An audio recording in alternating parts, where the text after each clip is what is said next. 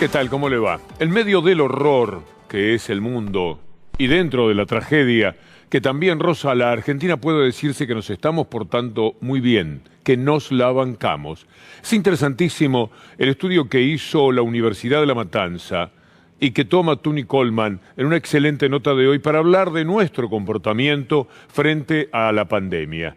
Hay una fuerte aprobación a la cuarentena que dispuso el gobierno, a pesar de que muchos advierten que el aislamiento social afecta la situación económica. 8 de cada 10 personas, sin distinción de sectores sociales, consideran que es correcta y que debe continuar la cuarentena.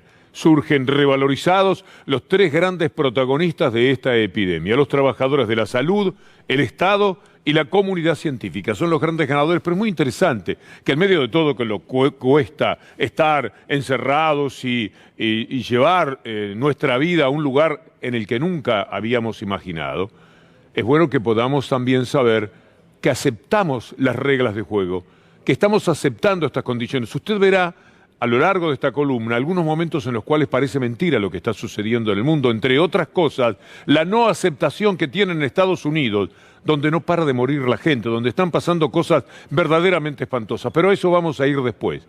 Permítame decirle que el vuelo de Aerolíneas Argentinas, ese que despedimos ayer, está llegando a Shanghái en pocas horas más. Nosotros lo encontramos cuando estaban ya en Oakland. Ahí está, en el atardecer de ayer, el momento de la partida del vuelo. Y las voces de la gente de Aerolíneas contándonos esta apasionante aventura.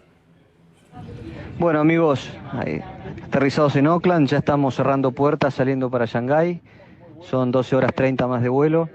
Viene todo muy bien.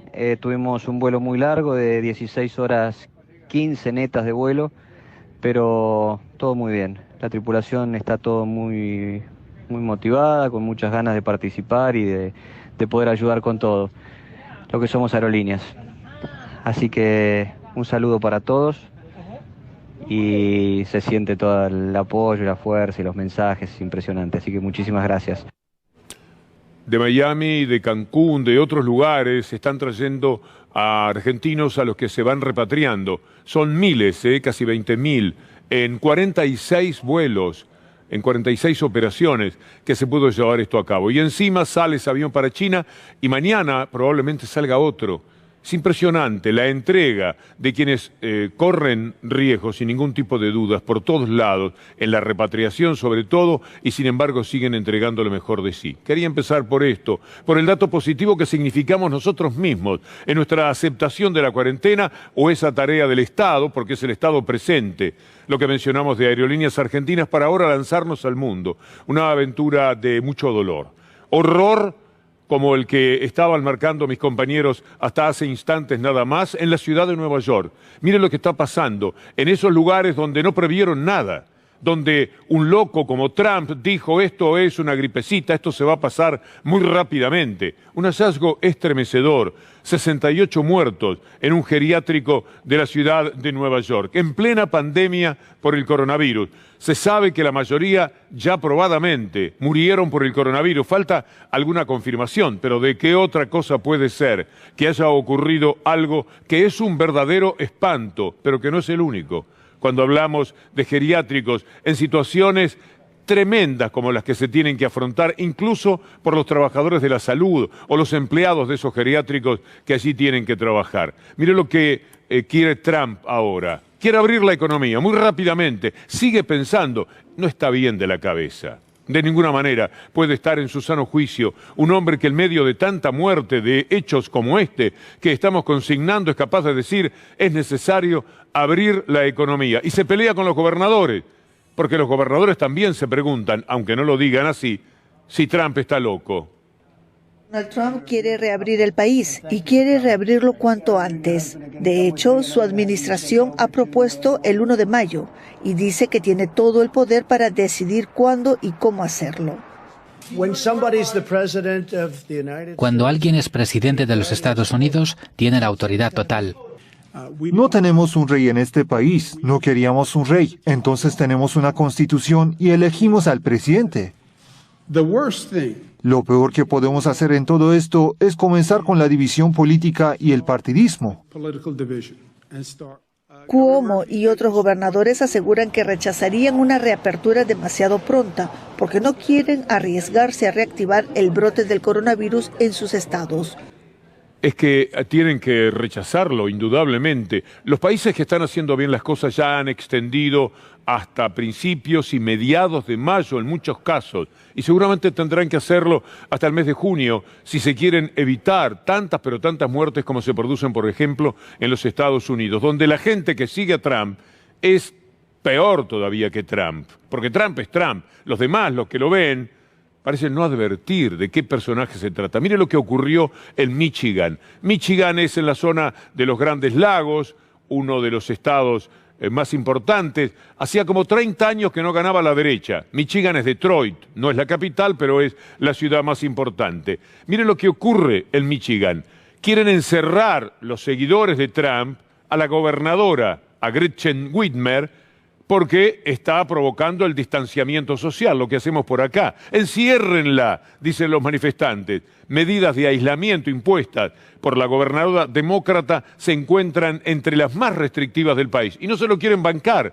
Salieron a protestar, pero ¿sabe cómo salieron? Con rifles. Son de temer, son los seguidores de Trump. Es natural que se comporten de esta manera. Como esto es parte del horror del mundo, véalo. Allí están, frente a lo que es el Palacio de Gobierno de Michigan, subidos a los autos. La convocatoria era dentro de los autos, pero ahí están, ahí los tiene, con sus banderas, con su derechismo feroz, verdaderos gorilas internacionales en este caso. Todos ellos locos quieren encerrar a la mujer que está ahí adentro del Palacio de Gobierno, a Gretchen Mincher, porque entienden que les está obstaculizando la vida y ellos quieren hacer valer la libertad en nombre de ese aspecto. Y aquí en la Argentina, alguno lo ha mencionado también, es que quieren ir contra la gobernadora que ha determinado el aislamiento social, mientras la gente sigue muriendo de manera espantosa en los Estados Unidos. En paralelo a lo que ocurre con los Estados Unidos, podemos ir a un país que se parece bastante a la Argentina, aunque no tiene la pavorosa deuda de la Argentina, de la que vamos a ocuparnos naturalmente en el final de esta columna, porque estamos muy a favor, desde ya, de lo que ha hecho el gobierno, y también muy a favor de lo que ha hecho Portugal, diferenciándose del resto de los países neoliberales de Europa, y de esa manera también obteniendo resultados extraordinarios. Las claves del modelo portugués frente al coronavirus. El gobierno va a prolongar el estado de emergencia que rige hasta mañana, pero va a presentar además un millonario paquete de salvataje económico. El Estado portugués no descarta la posibilidad de nacionalizar la compañía aérea TAP. ¿Cuántos parecidos? En aquellos a los que le va muchísimo mejor, tienen mucho menos contagiados que el resto de Europa, pero 5 veces menos, y por supuesto también muchísimas menos muertes. O presidente Marcelo Rebelo de Sousa quer prolongar o estado de emergência até 1º de maio. Não podemos brincar em serviço, não podemos afrouxar, não podemos neste momento decisivo baixar a guarda. Ainda em fevereiro, as escolas fecharam e várias empresas adotaram o home office. O primeiro caso de Covid-19 no país foi no dia 2 de março. Apenas 9 dias depois, as autoridades portuguesas já recomendavam o isolamento. E uma semana depois, o presidente declarou o estado de emergência, que incluía ajuda financeira para todos os setores e trabalhadores. Ou seja, quando a OMS começou a propor ou recomendar aos países que tomassem medidas de contenção, e Portugal começou de facto com um plano forte de contenção. Para evitar aglomerações, contato com dinheiro e facilitar a circulação de profissionais considerados essenciais, todos os transportes públicos no país estão assim, com as catracas liberadas. Essa estação de metrô, por exemplo, é uma das mais movimentadas de Lisboa e está praticamente vazia. Especialistas acreditam que pequenas atitudes como essa fizeram toda a diferença para que Portugal pudesse controlar mais o surto da doença no país. Nas estradas, a movimentação é controlada. Nas cidades, a circulação de pessoas é vigiada de perto. O senhor é um grupo de risco, não pode andar na via pública. São apenas bons conselhos. Não há sanções para quem não cumprir as medidas do estado de emergência. Ponemos énfasis en esto porque queremos mostrar que quienes han hecho las cosas bien, quienes tuvieron mandatarios con cabeza, con sentido de estadista, como debe ser, como uno espera, de personas que deberían superar la media cuando llegan a lugares tan empinados en la vida pública de sus países. Pero otros no han reaccionado de la misma manera. El mayor traidor de América, que es Lenín Moreno, el presidente de Ecuador, por supuesto, que no supo qué hacer frente a esto. Y además se creyó que efectivamente por tener el dólar como moneda eran los Estados Unidos. Y por supuesto que se equivocó muchísimo. Destruyó el aparato de salud creado por el anterior presidente Correa, ese al que él traicionó. Y mire dónde está ahora Ecuador, lo cuenta el New York Times, se acumulan los cuerpos y crece el temor de que la cifra siga en aumento. Van por las casas viendo si se encuentran personas muertas y a cada paso eso sucede, particularmente en Guayaquil, donde la alcaldesa emitió un comunicado que verdaderamente estremece y que marca dónde está parado Ecuador en estos momentos por culpa de sus gobernantes. Batalla, usted escucha gritos en medio del silencio de sus vecinos, escucha llantos, escucha sirena de las ambulancias, escucha súplicas a través de redes sociales, y todo esto sigue pasando día tras día, y es una pesadilla que no termina y que no se siente siquiera que estemos cercanos a decir me desperté, esto ya pasó. Recuerde que aquí están congestionadas, atestadas las morgues, las funerarias, los hospitales, todo. No hay sitio para los vivos, no hay sitio para los muertos, porque el coronavirus no es el único problema que se desata en una pandemia. Es el problema de la saturación del sistema, donde las embarazadas no encuentran a dónde asistir, claro, a dónde dar a luz, donde los que necesitan diálisis no tienen sitio para poder hacerse la diálisis, donde se pierde la vida por un infarto, por falta de camas o por falta de atención. Esa es nuestra realidad en Ecuador, en Guayaquil y en muchos países del mundo. Así es, y en muchos países del mundo, bien dicho, porque mientras en la Argentina estamos sobrellevando esto de una manera muy decorosa, y no estoy hablando solo del gobierno, estamos hablando también de nosotros. Esa encuesta de la Universidad de La Matanza que publicó Tuni es muy demostrativa de que somos un poco mejor de lo que pensábamos, porque todos al mismo tiempo, 80 personas a favor de lo que se está haciendo, solamente 9 están en contra. Gente muy rara, pero solamente 9. Los demás dicen más o menos, estoy más o menos de acuerdo, y el 80%, el 82% aprueba. Pero claro, si tomamos nota de lo que pasa en el mundo, usted vio lo que es Guayaquil, ha visto lo que es Nueva York, vamos a echar un vistazo a lo que sucede en Lombardía, en Italia, en la zona de los Roca, en la zona de esos industriales que dijeron hay que seguir trabajando, porque Bérgamo no se enferma, Bérgamo se ha parado, porque ahora no hay quien salga a trabajar en medio del miedo a morir que se tiene. Ustedes aún tienen algo de tiempo, aprovéchenlo. Aquí estamos como en una guerra, quédense en casa. Nadie puede desplazarse, sobre todo las personas mayores están en riesgo. Y con ello quiero decir muchos muertos. Los números son mucho más altos de lo que se cree. Ustedes tienen unos días de ventaja, así que les repito, quédense en casa porque la situación nuestra aquí es muy seria. No quiero generar pánico, pero por favor, sobre todo, aíslen a las personas más mayores y eviten cualquier contacto. La situación para ellos es mucho más grave de lo que parece. Aquí estamos como en una guerra. De eso se trata, de evitarnos que el comportamiento sea el de vivir dentro de una guerra. Tenemos todavía algunas cosas controladas, mucho dolor por los que mueren, pero son muchísimos menos que en otras partes del mundo. Peligro de contagio, por supuesto. Está flotando la posibilidad de que se pueda contagiar aquel que no respeta la distancia social que se exige. todos estamos conociendo el riesgo que asumimos y que lamentablemente nos agota en nosotros. No es cuestión de que no nos importe por nosotros, nos tiene que importar también por los demás en el comportamiento que tenemos. Que si nos pasa algo sea por estricta mala suerte, porque a alguien le puede tocar aún en el mejor de los comportamientos. Mire usted lo que sucede con Trump. Trump, ya hemos hablado y vamos a volver a él. Trump quiere terminar el contacto con la Organización Mundial de Salud. Esto es lo que ha hecho Trump, véalo.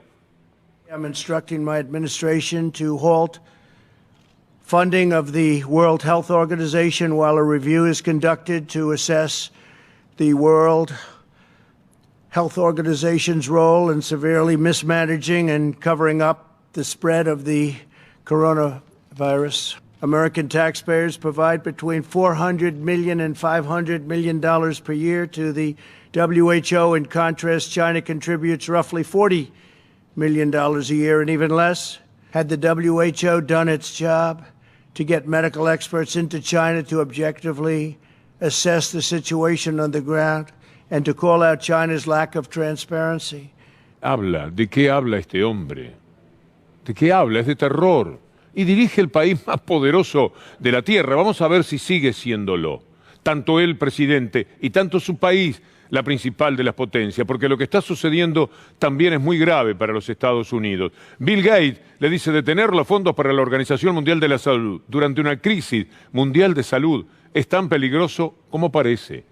Su trabajo está ralentizando la propagación de la COVID-19, la Organización Mundial de la Salud. Y si ese trabajo se detiene, ninguna otra organización puede reemplazarla. Es que es absurdo. La propia Organización Mundial de la Salud también emitió un tuit en el cual refuta lo que ha resuelto Donald Trump en medio de su demencia. El director de la organización, Tedros Adhanom, le respondió al presidente de los Estados Unidos por ese corte del financiamiento. La OMS no hace política, le dice, que es lo que quisiera, por supuesto, Donald Trump, que se ocultaran las miserias de todo lo que él está viviendo. Ahora quiere parar la economía, y ya vieron lo que le dice Cuomo, se pelea con la Organización Mundial de la Salud en este momento, en medio de la pandemia. Por eso, vale la pena que tengamos en cuenta lo que presentaba Gustavo Silvestre anoche, ese compacto que nos habla de Trump para que quizás definitivamente sepamos qué es lo que el mundo se ha hecho a sí mismo. A propósito de Gustavo Silvestre, le voy adelantando que a las 8, en el momento en que comienza el programa, estará ya diciéndole buenas noches al ministro de Economía, Martín Guzmán. Pero permítame retornar a esa locura del mundo, al más loco de todos los locos, en competencia quizás con Bolsonaro, que lamentablemente tiene que ser parte de esto porque hoy echó a su ministro de Salud. Es decir, Trump se pelea con la Organización Mundial de la Salud, quiere abrir la economía y se pelea con todos los gobernadores. Y Bolsonaro dice, tenemos que abrir la economía. El ministro de Salud le dice, no, es una locura. Los gobernadores también. A los gobernadores no los puede echar, pero al ministro de Salud sí lo pudo echar.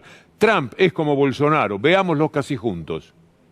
Working very strongly with China on the coronavirus. That's a new thing that a lot of people are talking about. Hopefully it won't be as bad as some people think it could be, but we're working very closely with them and with a lot of other people in a lot of other countries, and we think we have it very well under control.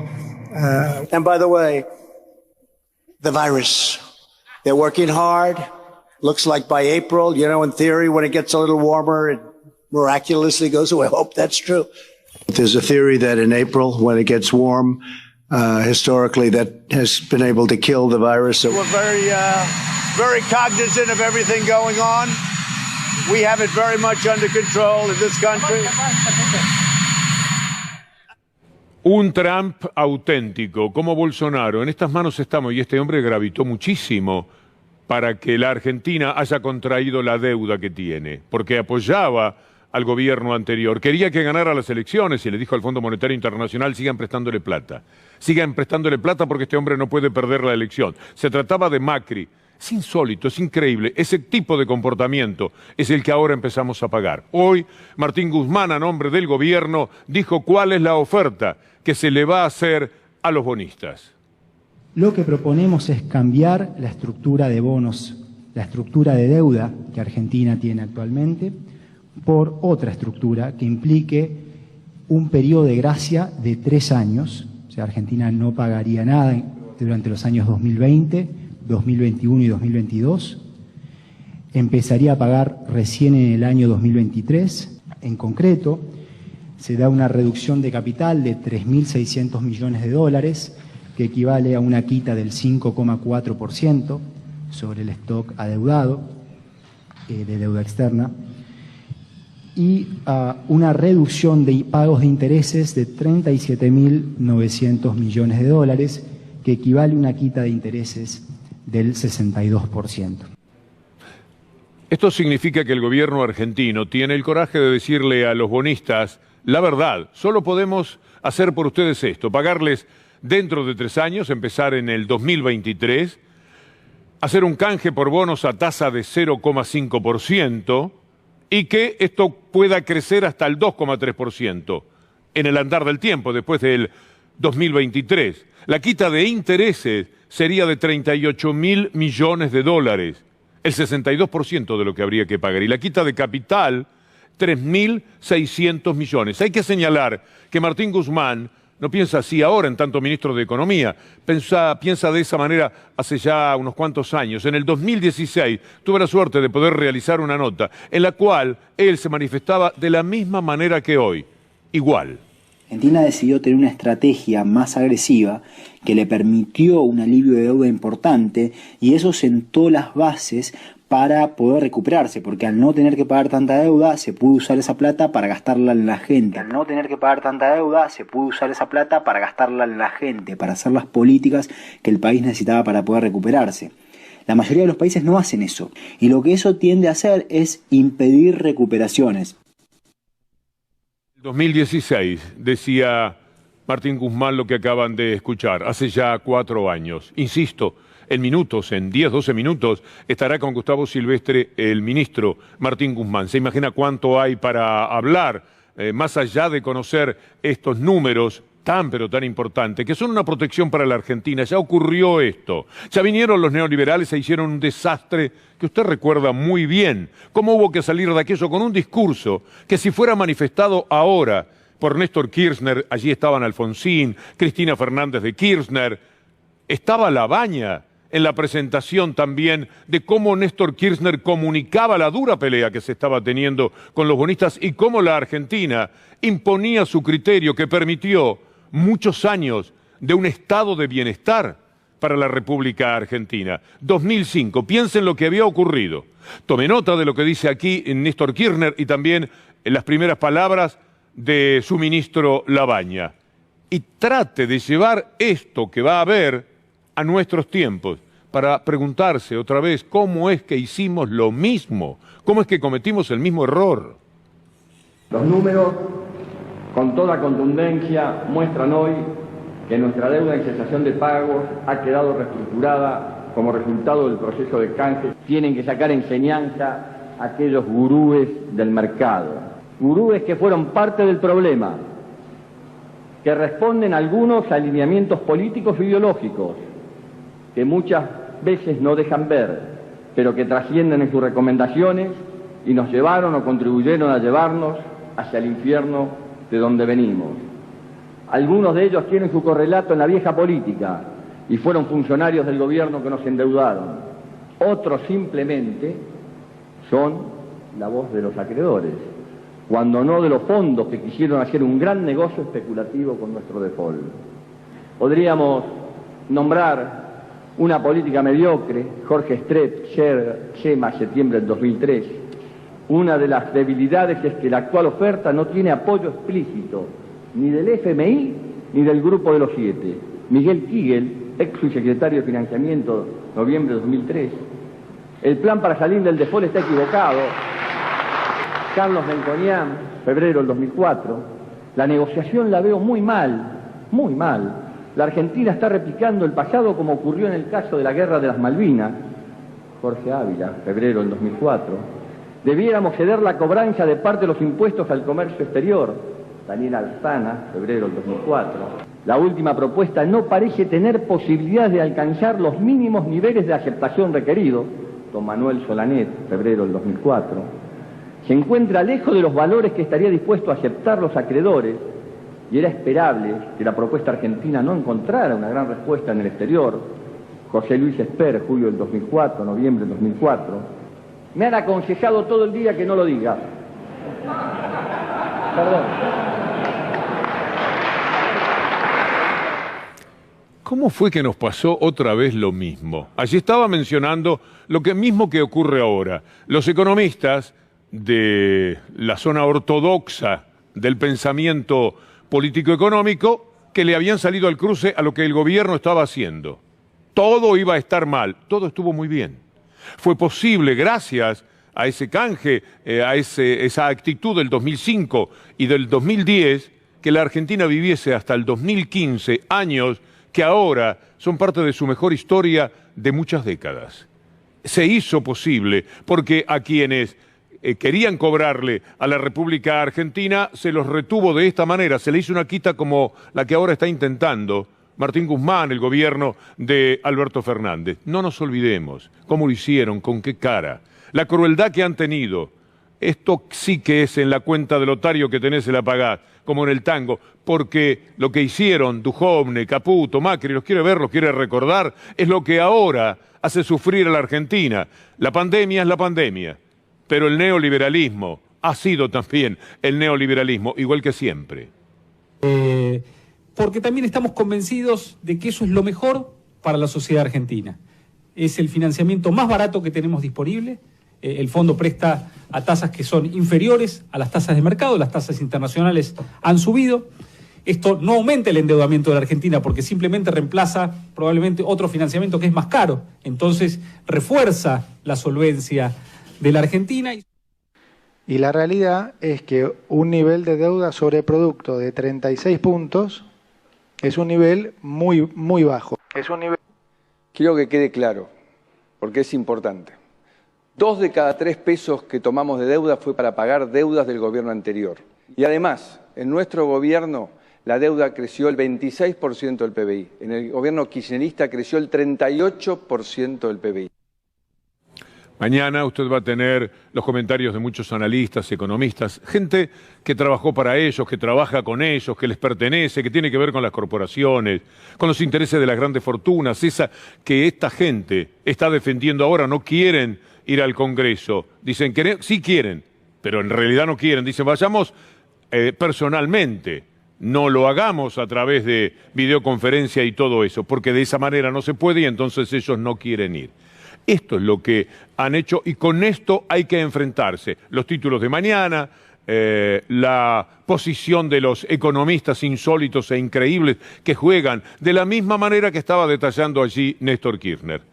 Vale la pena que podamos pensar en todo esto y ahora darle continuidad a este ejercicio de entender la economía, entender el país, comprender en qué contexto se hace todo esto, porque en un pase muy rápido llega Gustavo Silvestre para conversar con Martín Guzmán en minutos nada más y echar mucha, pero mucha luz, la que hace falta sobre esta negociación impresionante de la Argentina en un contexto mundial de terror. Pero lo está haciendo bien. La seguimos mañana si Dios quiere. Muchas gracias.